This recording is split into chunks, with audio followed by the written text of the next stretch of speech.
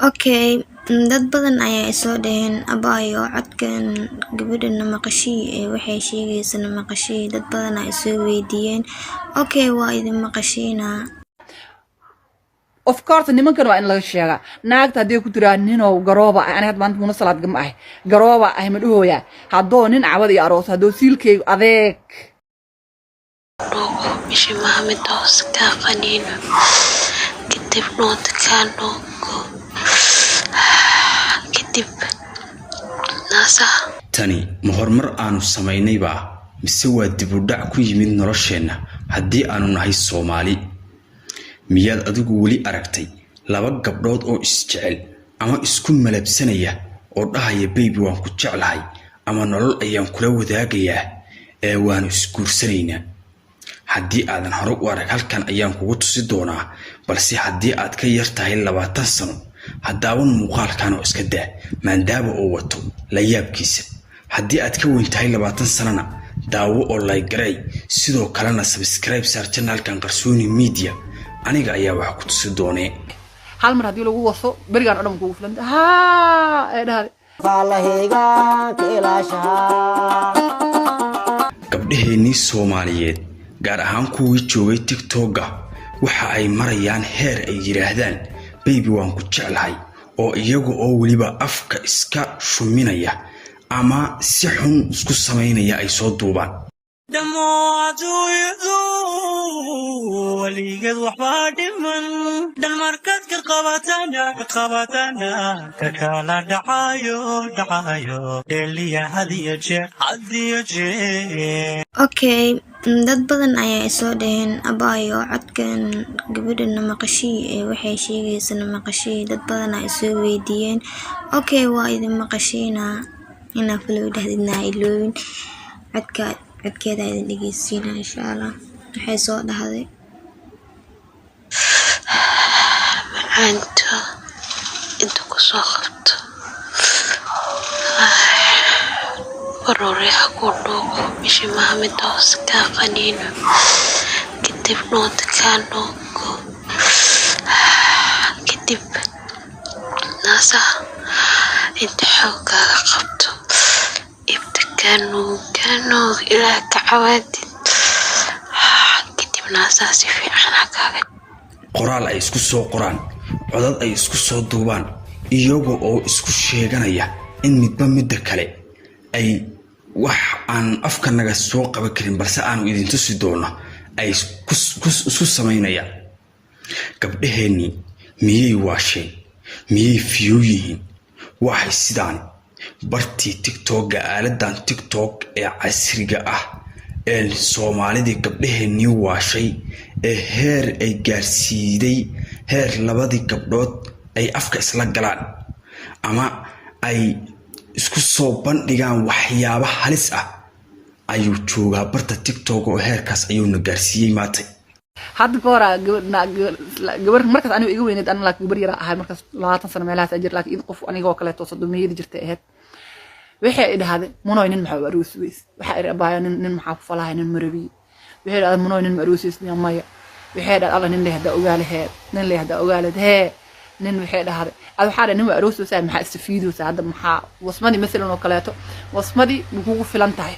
hal mar hadii lagu waso barigan oo dhan kugu filan ee dhahay hal mar hadaa soo wastamo hal sano waxay idhaahday NF ahay kaaga daranka laba wiil ayaa gabar soo wadaya waxa ay geynayaan xeeb ama meel iska caadiya gabadhii ayay mar sii jeedinayaan marna waa soo jeedinayaan kaamaradi bartankeedii gabadhii ayay dabada qabanayaan waxa ay qabanayaan naaska meel ayay ku dhagayaan haddaba aan waxay wada jaleecno fiidiyoyaashan ay qaar ka yihiin gabdhaha isticmaala barta TikTok ee Soomaaliyeed wasmada badan wasma leebar rabtahay hadii xalay lagu waso cabad wasma rabtaa hadana laano leesh maamaay Soomaaliyeed waxay soo dherga dadan shawaalan dherga ka daran markii naagta la waso markaas la sii waaleey of course nimankan waa in laga sheega naagta hadii ku tiraan ninoo garooba aniga maanta muna salaad gam ah garooba ah madhooya hadoo nin cawad iyo aroos hadoo siilkay adeeg saas adeeg ka dhex waayo oo siil adag naqa waayo abay afka haraanta iiga dhufto naagay habeen maalina dhaqlaysa haydhaho yes waa qabala laano leesh naagta markay garoob tahay 2 sano 3 sano markay garoob tahay siilku waa aruuran markii aad eegto maamadan weyn sida ay u hadlayso iyo waxa ay ku hadlayso waxaad isleedahay tani maba ahan Soomaali markii aad si u fiiriso waxa ay ka hadlay xaqiiq oo wax jira ay ka hadlaysaa balse wax Soomaalidu ay jeceliin afkeeda ka soo baxda ama diinteena oo ay cadaysay ma ahan mana mudna in social media laga hadlo ama waxa si gabar ku hadasho ama wiil ku hadlo balse ayadu waa ay u bareeraysaa oo waa ay afkeeda ay ka sheegaysaa oo waxa ay leedahay gabdhuhu waa sidaas oo ninka qalabkiisu waa sidaas oo gabadha qalabkeedu waa sidaas diinteenu ma banayn in gabar ay sidaas u hadasho balse maamo weyn ayaa ku dhiiranaysa wax diintu aysan banayn oo laga xishoodo inay la soo fadhiisato aalada TikTok heerka uu nagaarsiiyay bahalkan casriga ah ee lagu magacaabo TikTok ee muuqaalada gagaaban lagu soo duubo haddaba gabar Soomaaliyeed ma tahay adigu ma daawanaysaa muuqaalkan bal ila daawo gabadhan asturan iyo sida ay u xijaaban tahay iyo sida ay u leedahay anigu ma gelayo anigoo xijaabnayn TikTok ruuxi ii noqon maysa inaan iska dhigay dharka anoo gabadha sharafina ii noqon maysa inaan meel walba jirkayga kamida muujiyo anoo gabadha xasilaadna ii noqon maysa inaan ka taga shantayda salaadood waa argagax iyo la yaab gabdhaheena Soomaaliyeed badankood waa sharaf iyo cisiga ay xaafadaha hooyadeed ku joogaan tii la qabana waa la qabo xaafadeeda ayay iska joogtaa balse gabdhihii inamada ahay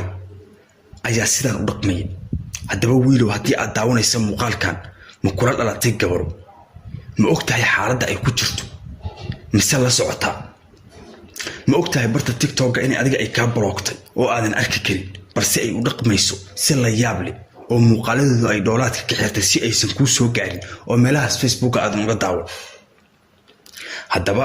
gabaray adigu ma ku jirtaa waxaan TikTok isticmaalaya ama walaasha ma ku jirtaa wax sidan u dhaqmay